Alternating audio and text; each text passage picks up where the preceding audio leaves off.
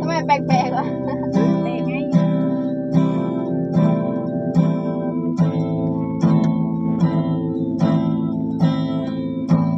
เราเป็นคนละคน เจ้าดอกไม้ซ่อนหอมหวานเหลือเกินค่ะหอมเกินหอมใจทุกครั้งหวั่นไหวรอยแก้มเจ้ามาลัยจับเธอไว้ในใจเพื่อคงกลิ่นหอมไว้ยืนนานคงไว้ได้แค่กลิ่นที่ไม่เคยลืมลา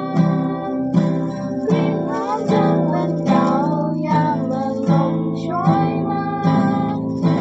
ทิ้งไว้เพียงอดีตที่ไม่เคยหวนมาซ่อนเธอไว้ในใจ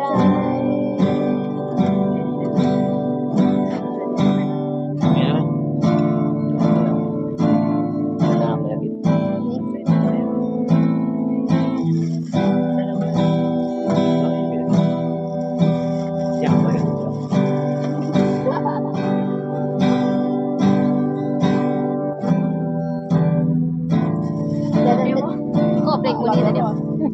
ไม่ได้แค่กลิ่นที่ไม่เคยลืม ลูกตุ้มมันร้องไม่เป็น กลิ่นหอมจังเหมือนเก่ายามเมื่อลมโชยมาทิ้งไว้เพียงอดีตที่ไม่เคยหวนมาซ่อนเธอไว้ในใจเนี่ยเบียร์ไปกี่ทิปไม่นัดหรอไม่นัดอะไรจิ๋ว ดูเล่นเด็กบนม่วงอะไรนะบนม่วงอะไร ไม่นัดเอาไปเล่นต่อ